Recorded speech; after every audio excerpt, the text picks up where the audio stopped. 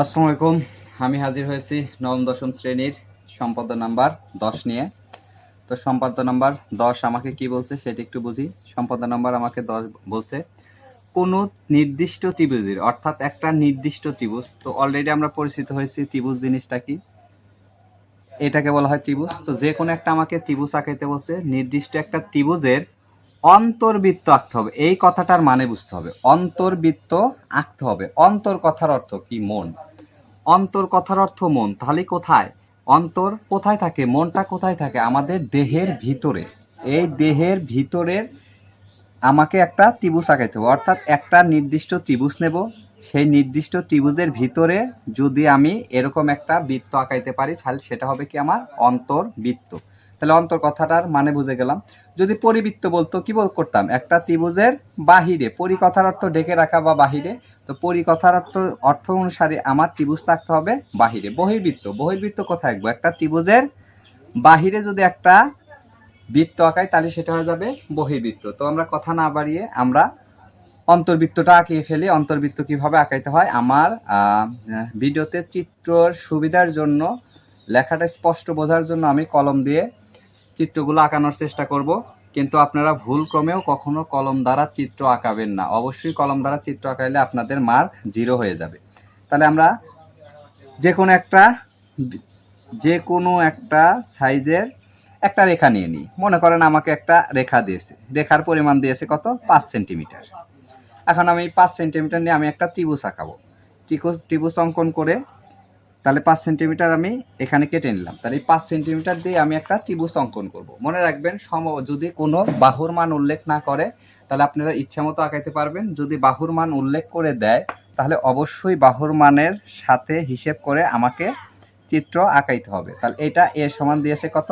5 centimetre.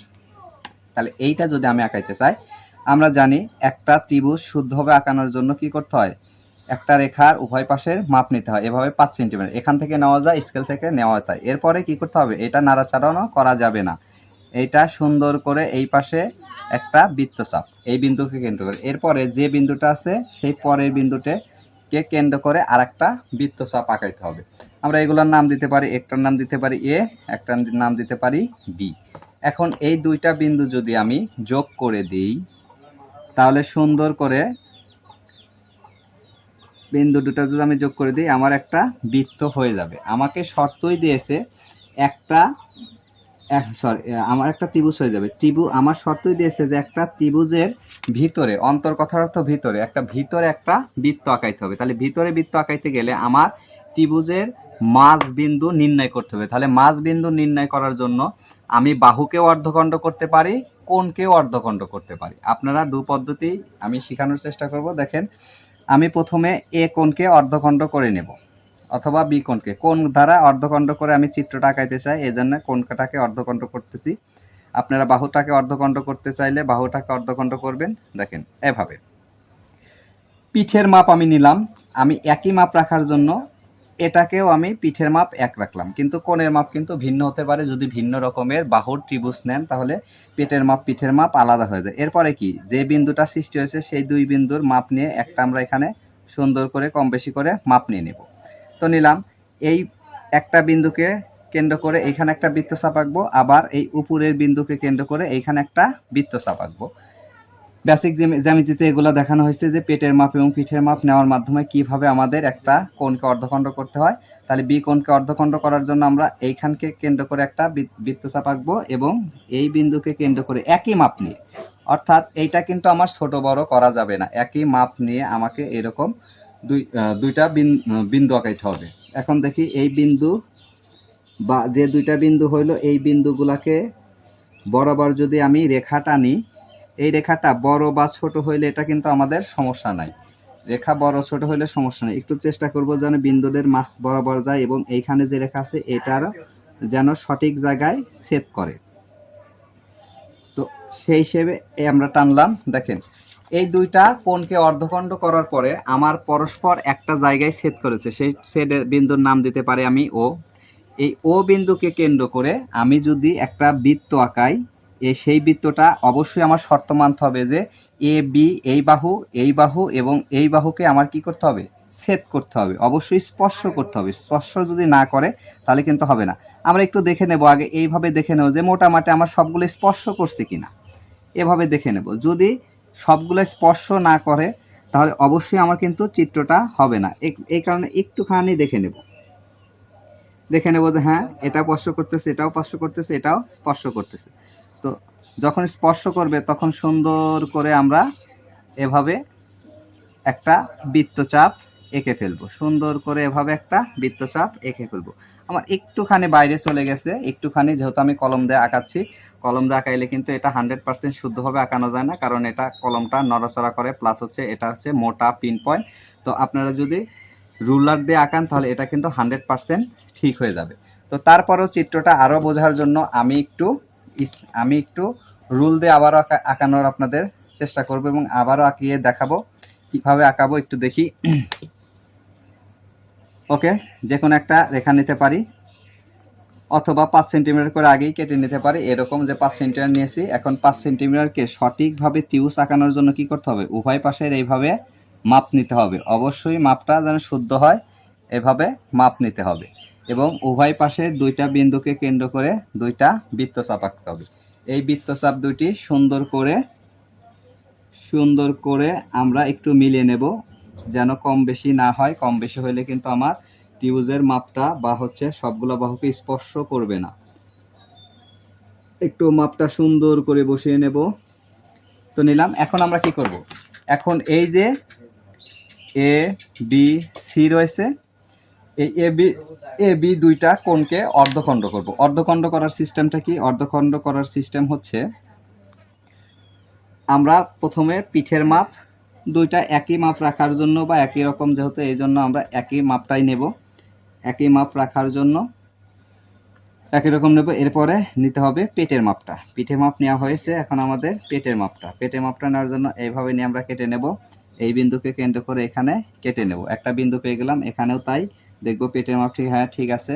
এইখানে কেন্দ্র করে একটা কেটে নেব, এইখানকে কেন্দ্র করে আরেকটা বিন্দু কেটে নেব। এখন এই দুইটা বিন্দু আমরা পরস্পর যুক্ত করি। এখন এইটা একটু ভালো করে বসায় নেবেন। স্কেল একটু কম বেশি হলে কিন্তু আমাদের অনেকখানি কম বেশি হয়ে যাবে, তাই এইটাকে সাবধান। আমাদের রুলারগুলো যেন একটু কাটা থাকে, একটু মেইন বিন্দুতে যায়, এরকম ভাবে আমরা চেষ্টা করব। মেইন বিন্দুতে যদি আমরা না নিতে পারি তাহলে কিন্তু কাঙ্ক্ষিত চিত্র আমরা পাবো না। আমাদের চিত্র সবসময়ের জন্য কম বেশি হয়ে যাবে, সবসময়ের জন্য একটু সময় নিয়ে ধীর স্থিরে করব। তাহলে এরা পরস্পর কোন বিন্দুতে? পরস্পর ও বিন্দুতে ছেদ করেছে। এখন এই ও বিন্দুকে কেন্দ্র করে আমার একটা বৃত্ত আঁকাইতে হবে, যে বৃত্তটা সবগুলা বাহুকে স্পর্শ করে। আমরা প্রথমে একটু বসিয়ে দেখব যে সবগুলা বাহুকে স্পর্শ করছে কিনা। হ্যাঁ, আমাদের মোটামুটি সবগুলা বাহুকে স্পর্শ করতেছে। তো সবগুলা বাহুকে যদি স্পর্শ করে তাহলে সুন্দর করে আমরা একটা এভাবে বৃত্ত আঁকিয়ে নেব। দেখেন কতটা ছিল কলমের, তাই কলমেরটা কিন্তু আমার 100% নয়, কিন্তু রুলটা দ্বারা কিন্তু 100% অ্যাকুরেট মেলানো সম্ভব। তাই সবসময় আপনারা রুল দিয়ে করার চেষ্টা করবেন। এরপরে আমাদের লাগবে হচ্ছে অঙ্কন। যেভাবে অঙ্কন করলেন এই অঙ্কনের বিবরণটা, আসলে অঙ্কনের বিবরণটা হচ্ছে আমাদের মনের ব্যাপার। আমি আসলে কিভাবে অঙ্কন করেছি সেটা আমি ভালো জানি, এই কারণে অঙ্কনের ব্যাপারটা হচ্ছে আপনারা যে কোনোভাবে অঙ্কন লিখলি হলো অঙ্কনের বিবরণ। যেহেতু বইয়ে অঙ্কনের বিবরণ দেওয়া রয়েছে সেহেতু বই থেকে আপনারা লিখে নেবেন। তারপরে আমি শর্টকাট পদ্ধতিতে একটু বিবরণটা বোঝানোর চেষ্টা করব।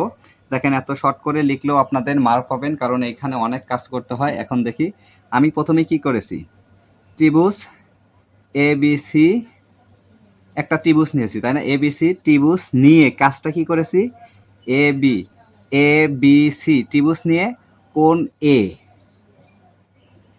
ও কোণ বি, এই কোণ এ এবং কোণ বি কে কি করেছি, অর্ধখণ্ড করে ফেলেছি, অর্ধখণ্ড করেছি, অর্ধখণ্ড করি। আচ্ছা, অর্ধখণ্ড করার পরে এই দুইটা কোণকে অর্ধখণ্ড করার পরে আসলে এরা পরস্পর কিন্তু একটা বিন্দুতে মিলিত হয়েছে। এরা পরস্পর একটা বিন্দুতে মিলিত হয়েছে। সেই বিন্দুর নাম কি? পরস্পর ও বিন্দুতে মিলিত হয়েছে। এর নামটার নাম দিয়েছে কি? ও বিন্দু। ও বিন্দুতে মিলিত হয়েছে, মিলিত হয়। এখন আমরা তারপরে কাজটা কি করছি, ও বিন্দুকে কেন্দ্র করে আমরা একটা বৃত্ত আঁকাইছি। তাহলে ওকে বা ও বিন্দুকে কেন্দ্র করে একটি বৃত্ত আঁকি। একটা বৃত্ত আঁকানোর পরে এরা কি শর্ত কি ছিল, তিনটা বাহুকে স্পর্শ করতে হবে, তাহলে এই ও বিন্দুকে কেন্দ্র করে যদি একটা বৃত্ত আঁকাই, তিনটা বাহুকে কি করছে, স্পর্শ করছে। অর্থাৎ ওকে কেন্দ্র করে একটি বৃত্ত আঁকি যা নির্দিষ্ট কি হয়েছে,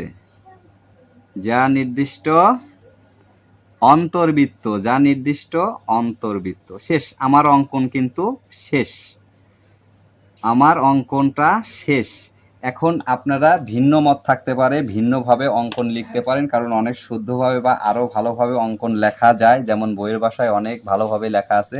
এই কথাগুলাই যদি আমি ঘুরিয়ে লিখতাম তাহলে এই কোণগুলার জায়গায় আবার অনেক কিছু করতে হতো। যেমন এই কোণটা লিখতে হইলে আমাদেরকে লিখতে হইতো কোণ বি এ সি, আবার কোণ বি কোণকে লিখতে গেলে আমার লিখতে হইতো কোণ এ বি সি। আসলে এই কোণ এ মানেই হচ্ছে কোণ বি এ সি, অর্থাৎ মাঝখানে যেটা থাকে সেটাকেই কোণ ধরা হয়, আরও কিছু উল্লেখ করা যাইতো যে এইগুলার নাম দেওয়া যাইতো যে ই কোণ, এটাকে নাম দেওয়া যাইতো জি কোণ। যে কোণ এ বি সি কোণকে অর্ধখণ্ড করি যা এ বি জি উৎপন্ন হয়, এভাবে লেখা যাইতো। আবার ফের লেখা যাইতো কোণ বি এ সি কে অর্ধখণ্ড করি যা কোণ বি এ ই উৎপন্ন হয়। এইভাবে কিন্তু আমাদের বর্ণটা লেখা যাইতো, বা আরও অনেক সুন্দরভাবে বর্ণটা লেখা যাইতো। তো যেহেতু আমাদের জ্যামিতিতে অনেক সময় কম থাকে, তাই আপনারা এই শর্টকাট পদ্ধতিটাও ব্যবহার করতে পারেন। ইনশাল্লাহ এটাতেও মার্ক কম আসবে না। সময় যদি হাতে থাকে তাহলে আপনারা আরও একটু বট করে দেওয়ার চেষ্টা করবেন, সময় হাতে না থাকলে আপনারা এভাবে লেখার চেষ্টা করবেন। তো ঠিক আছে, দেখা হবে এরপরে ভিডিওতে। আসসালামু আলাইকুম।